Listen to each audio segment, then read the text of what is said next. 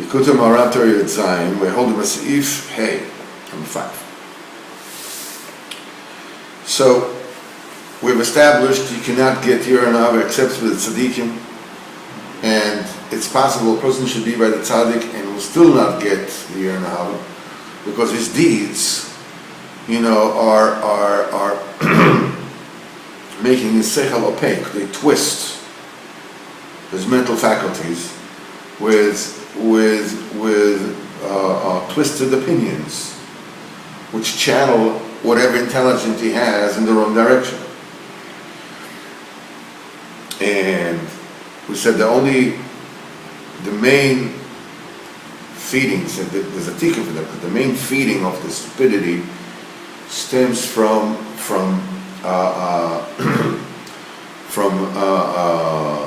gluttonous eating,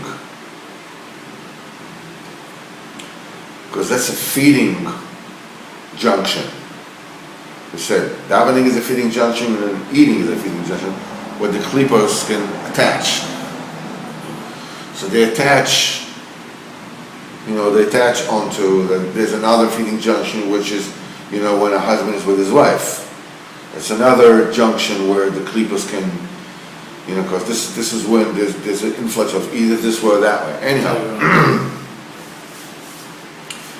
so during the inyan of Cheshkas HaSeichel comes from the kilkul of what's called Pgam HaMizbeach, the damage of the Mizbeach. The Mizbeach is the thing that atones to a person. Today, eating is like the Mizbeach. So the stupidity of the Seichel comes from wrong eating the wrong way. The klippos then feed of that and twist the Seichel. The way to when Gerim come back to Yiddishkeit, the realm of the klippos feeds off the fallen holy sparks of the eating. When the Gerim come, they constitute the very essence of the klippos. Coming back, this is the good coming back from the klippos swallowed is coming back. And the Mizbech is being completed, rectified, then the Das is being rectified. So now, we started saying yesterday, how can you get there? They're very far from Dish Yisrael. How did it come on the mind? They should become there. You should know this is done through the principle of Hon Yosif Reim Rabim, that the wealth brings a lot of friends, a lot of lovers to a person. In other words, through the tzedakah that you give a Talmid Chacham. Shekol Mekam Nefoshes. The Talmid Chacham is comprised of a few nefoshes. When you give tzedakah a Talmid Chacham, you get yourself a lot of a lot of friends and lovers. People who love you. And let's get into that and explain what this means. Is it possible that Goyim should come to Eretz Yisrael? They're very far from Israel. How can you talk to them? They should come to them. Like somebody who's very far from his friend. It's not possible for him to talk to him usually. You have to send a message in a bottle or WhatsApp or whatever. You have to send them a message, a written message. So you'll be able to hear even though they are far away. Okay, now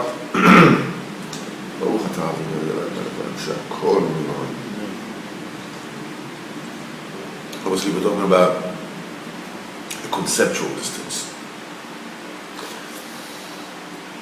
It's a good junction to understand a very fundamental principle in the Hanuk and the Buddha, in the very basics, called Kabbalah 101, that spiritually, Spiritually, in the spiritual realm, there is no such thing as distance. Because there is no such thing as place. Place is, by definition, a gashmistic concept. A physical concept. So, in ruchnius, in spiritually, when you say that something is far from something else, you're talking about conceptually. For instance, if you were a communist, okay?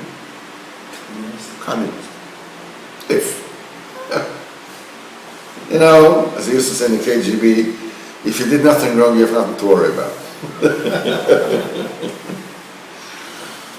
If you're a communist, and in China is another communist, you're very close to him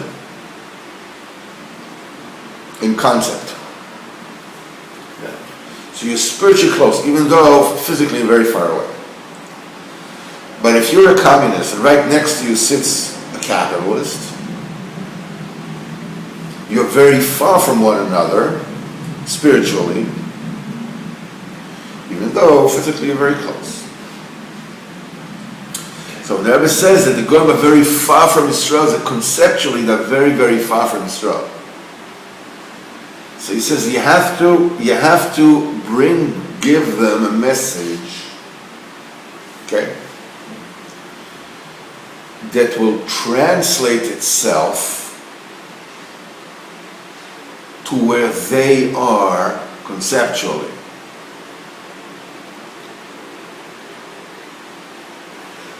In other words, if somebody is a communist, you can't go and argue to him, you know, capitalism, because he believes differently. So he sees things differently. It's only if you speak communism to him, and the communism turns, and suddenly you prove to him that communism is self-contradictory. And it's the very definition that you can get him out of communism.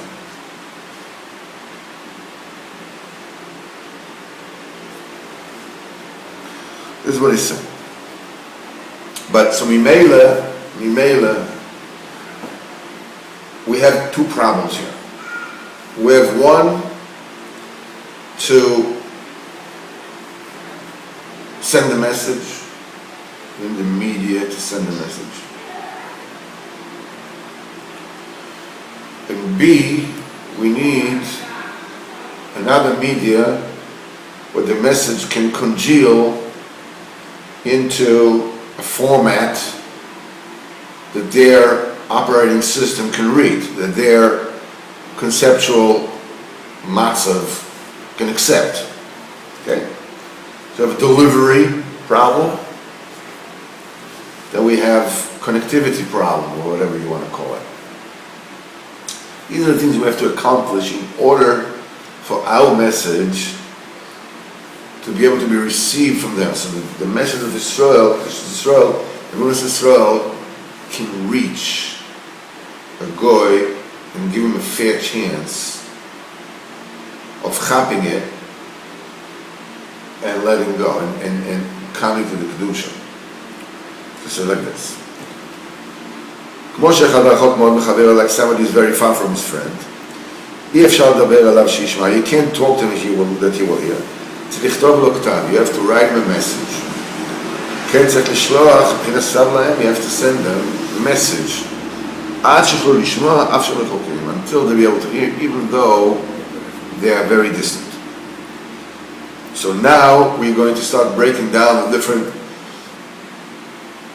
components of getting the message over. So we're able to understand what is that ksav that we're sending to the goy. So like this. Ki'ika chush hashmiya, the main sense of hearing. The letters of the speech are engraved in the air.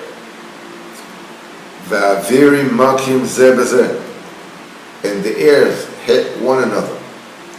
Till it comes to the ear of the one who is listening. This little sentence, by the way, includes the very fundamental of quantum physics.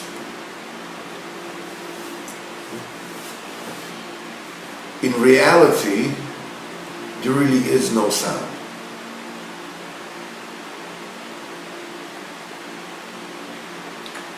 All there are specific reverberations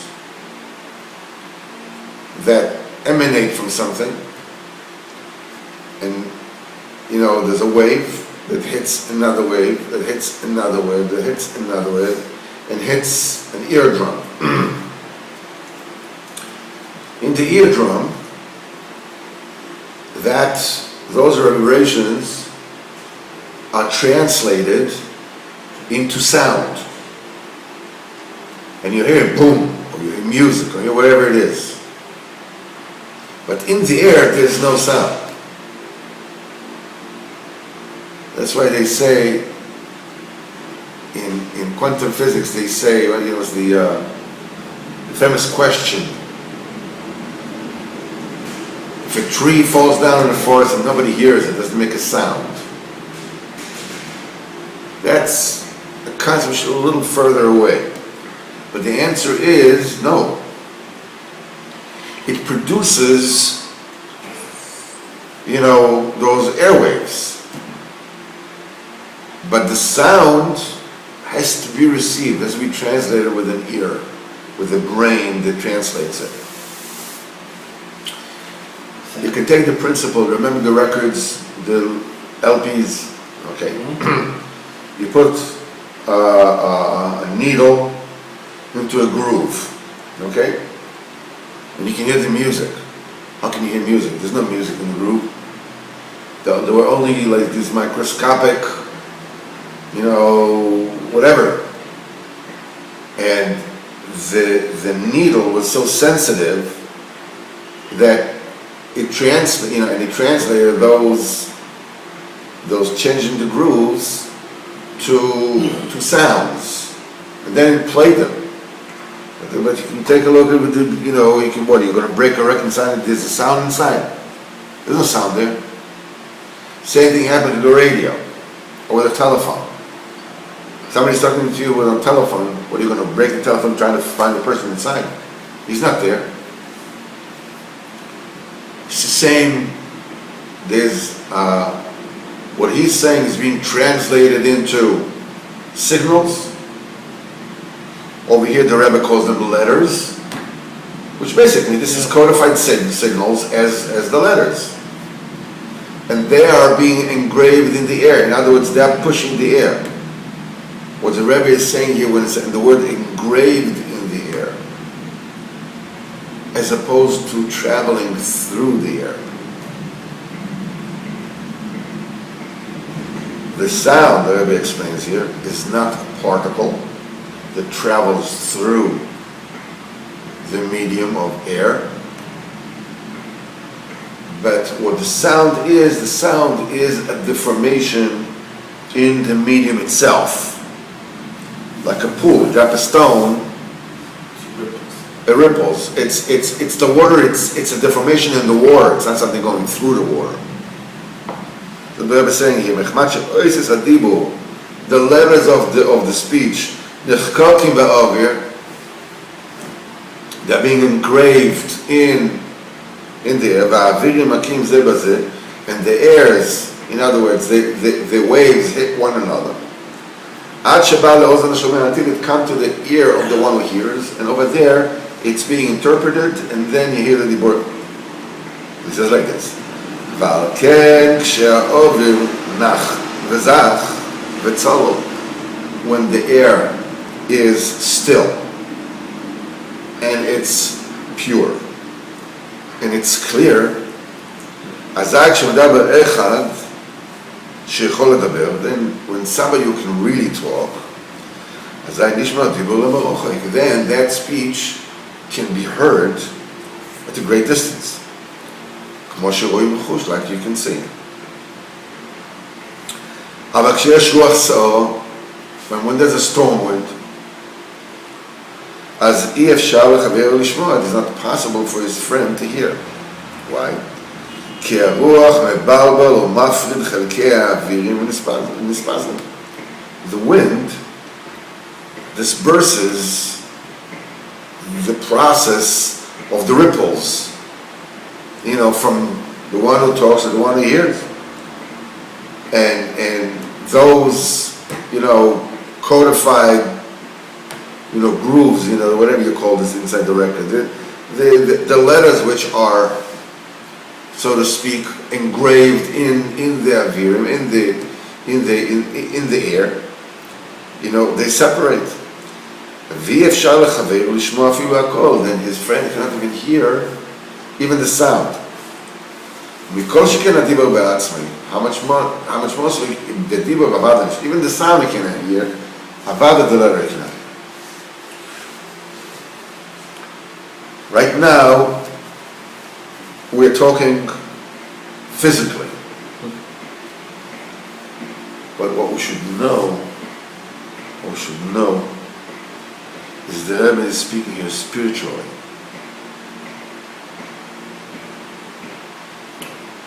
The wind that we're talking about, the storm wind that we're talking about, is a spiritual storm wind. Like when two people cannot stand one another. It's like a storm wind is going between them. They cannot hear one another because they can't stand one another. But if they like one another, they trust one another.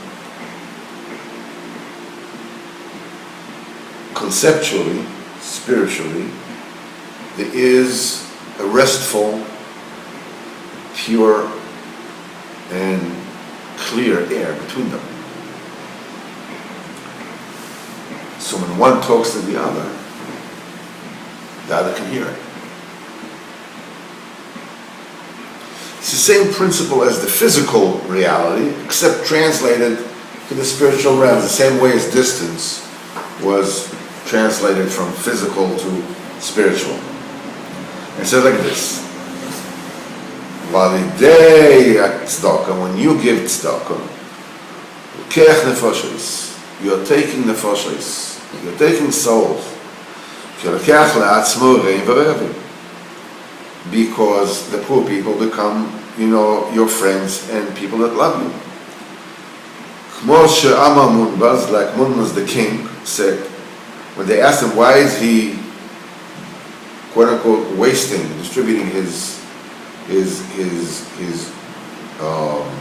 treasures to the poor, he says, "Avaisai gonzu mamoin." My forefathers hoarded money. Vani ganazti nefashos, and I hoard souls. Through the tzedakah, he is saving souls. And this zchus is kept for him for Ilam Haba. What is alluded to, what is hinted to, with this, what Munbaz said, is through the tzedakah a person buys for himself nefashos, he buys friends, he buys lovers. Nimtzo, so therefore it is found, shekol ma shenoisen tzedakah liyeser anoshen, the more you give tzedakah to more people, they zer kriminal. you're buying more friends. And that love that you buy through that tzedakah, this purifies the air. Because the air between them becomes an air of love, air of trust.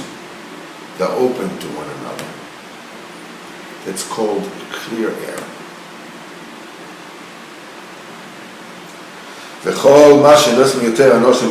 more you give to more people tzedakah, and you buy love with more people,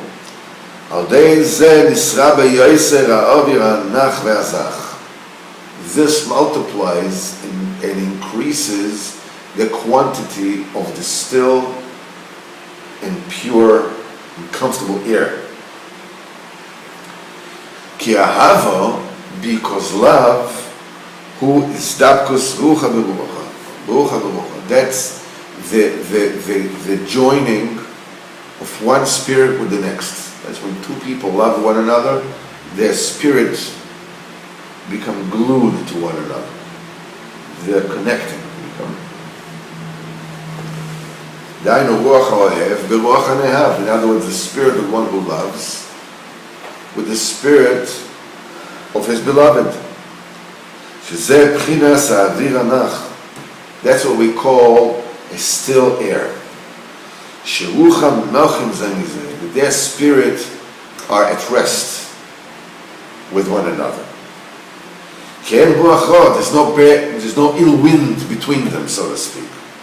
Sina, which is hate, she offered b'nei, that would separate them. Hate constitute bad, ill wind. It is said in Shoftim, Vayosem Hashem ruach ro ben Avimelech v'ben Shechem. Hashem put a bad and ill wind between Avimelech and the people of Shechem. And Rashi said, Sina, ruach ro, ill wind, talks about hate. Nimtzo, Shasino b'chinas ruach ro. It is therefore found that the sino is the aspect of ill wind, of bad wind. Bilbul ha'over, the confusion of the air. So that's how you cannot hear the talk. And the opposite is also true. The love and camaraderie, this is the still and clear air. This is how the dibur, the speech, the talk can be heard long way off. This is done through the tzedakah. Fortune will add many friends and comrades. Through that tzedakah, a person acquires friends and lovers, people that love him.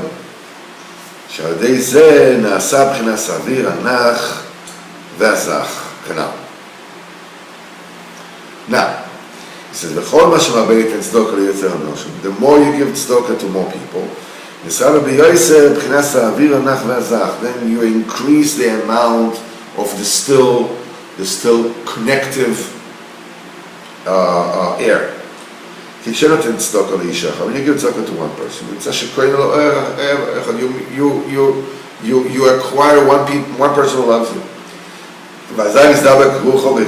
And then his spirit connects with the spirit of his beloved. It becomes a small little patch of clear air through which connectivity, through which communication is possible. When you give tzedakah to two people, then you're creating a greater area of the clear and still air. The more you give more and more people, and you acquire more friends and people who love you, the wealth will acquire a lot of friends and comrades. Gadel v'nisra v'yoyser v'yoyser shetach shel ha'avir hanach v'hazach.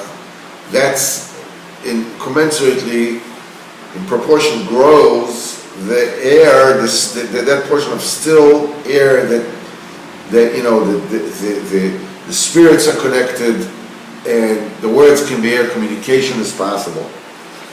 ועל כן, העיקר ליתן צדוקה לצדיקים אמיתיים ועניים הגונים.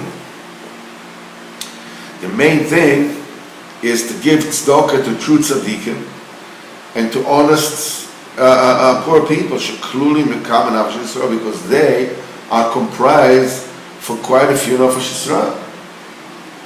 כי בזהו מגדיל מאוד השטח של האוויר הנח והזך. With this, you expand the comfortable and still air to a great extent. כי בצדוקה שנותן לבד, because the tzedakah that you just give them alone, הוא כהן אלוהים רבים מאוד. You acquire this have a lot of friends. כי הם כלולים הרבה נפש, because they are comprised of a lot of nefashos. בפרט הצדיק האמס לעמית, או בפרט רבינו, which is בחינת מוישה רבינו, that it combines Klal Yisrael b'chlal. So the tzedakah you give to him, you make a avir nach v'zach with Klal Yisrael. שעל זה משרה בביוסר בחינת האוויר הנח והזך בנוער. This increases to a great extent the still and pure air, the way we spoke. Tomorrow we will continue with that concept.